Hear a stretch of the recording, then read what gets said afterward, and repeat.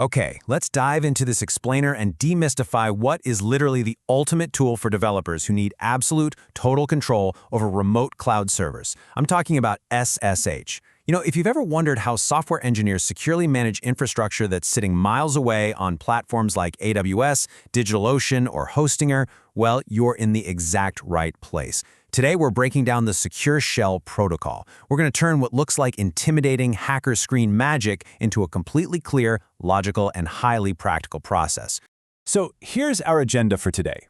First, HTTP vs full server access. Then, how the SSH protocol works. Moving on to passwords vs asymmetric encryption, generating your SSH keys, connecting to the server, and we'll wrap it all up with adding extra security layers. Let's get right into it. Section 1. HTTP versus full access. Application versus machine. Let's see how the needs of a regular user build a pretty sharp contrast to the needs of a developer.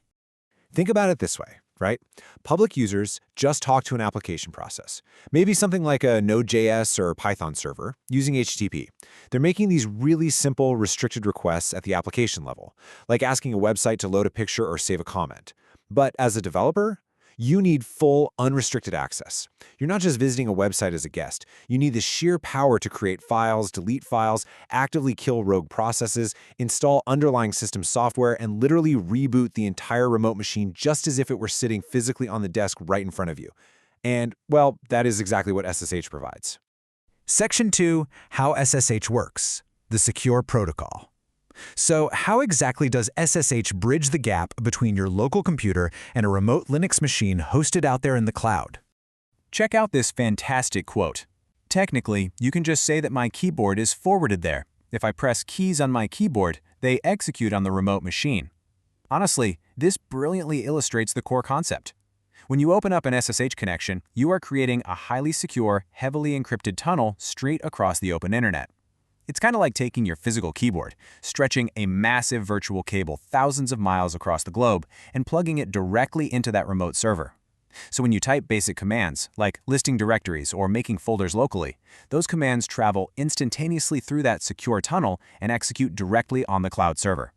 Of course, modern cloud servers have incredibly strict firewalls to protect them from all the chaos of the public internet.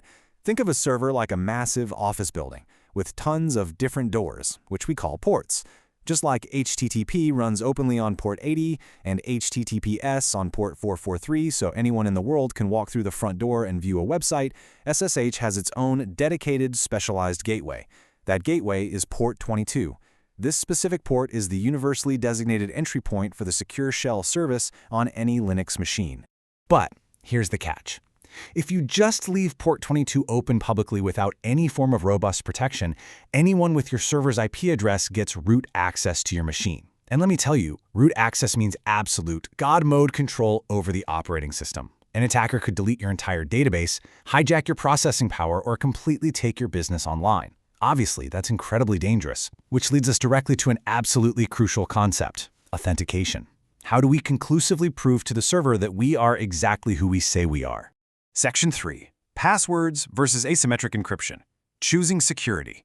Let's dive into the two major ways you can authenticate your SSH connection, and why one of them is dangerously flawed for production servers. At first glance, using a standard root password seems incredibly easy and familiar. But here's the reality. While you're leisurely typing in password 123, malicious attackers are running automated scripts testing tens of thousands of common passwords against your server every single hour. This endless brute force vulnerability makes passwords fundamentally insecure for public-facing servers. Eventually, a bot might just guess right. On the other hand, asymmetric encryption provides a massive enterprise-level security upgrade that completely neutralizes brute force guessing. So instead of a memorized password, asymmetric encryption uses a mathematically linked pair of cryptographic keys. Think of the private key as your ultimate unforgeable digital fingerprint. As long as it stays strictly locked down on your local machine, and I mean it must absolutely never be shared with anyone, your remote server remains locked to the rest of the world. The server only holds the public key counterpart, which, honestly, is completely useless to an attacker on its own. Section 4. Generating your SSH keys, your digital fingerprint. Let's transition from theory to practice and see exactly how a developer generates these cryptographic keys right from their terminal.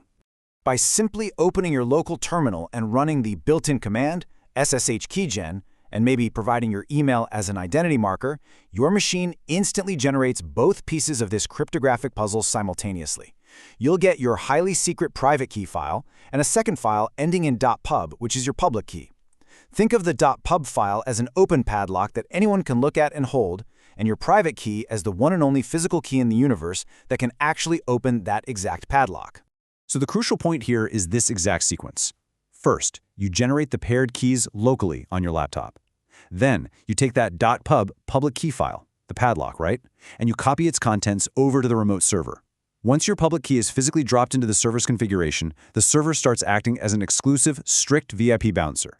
When you try to connect over port 22, the server checks if your local private key mathematically unlocks the public key on its VIP list. If it's a perfect match, boom, the velvet rope drops and you're in. Section 5. Connecting to the server. Wiring up the keys.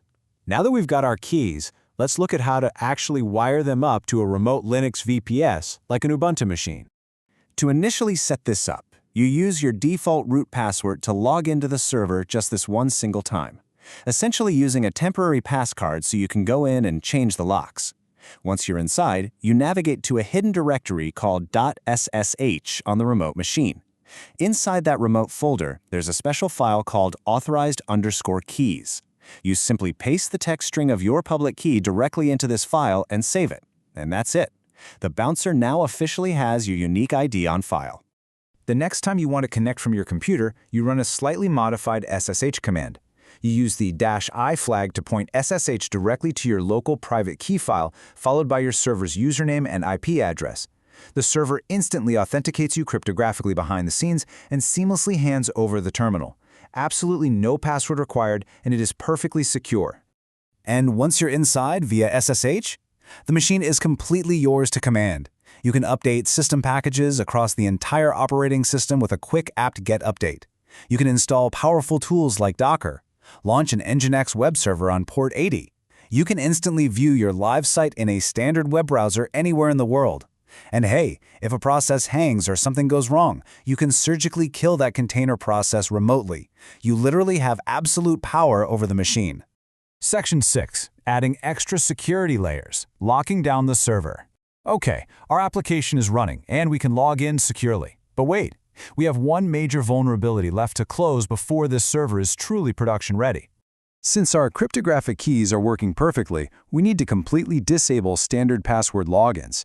Think about it. If you install a high-tech biometric lock on your front door, but you leave the flimsy old doorknob lock active right next to it, well, attackers can still just pick the old lock, right? By navigating to the SSH configuration file on the server and explicitly changing password authentication to no, we permanently shut the door on brute force password attacks.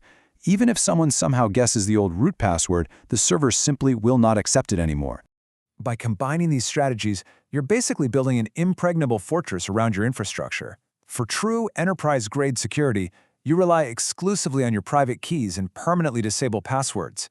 But you can actually go even further to create the ultimate moat. You can configure your server's firewall to automatically drop any SSH connection request that doesn't physically originate from your specific, whitelisted home or office IP address. If an attacker tries to even ping port 22 from anywhere else in the world, the server won't even acknowledge they exist. No way they're getting in. We've seen how SSH turns a distant cloud computer into a machine you control as easily as your own laptop. But, it leaves you with a fascinating realization. Ultimate power over a server also demands ultimate responsibility over your digital keys and firewalls. So I gotta ask, are your private keys safely stored away from prying eyes? Is your firewall actually configured correctly to drop unauthorized traffic? It's definitely a lot to think about before you hit deploy. Thanks so much for joining me on this explainer, and I'll catch you in the next one.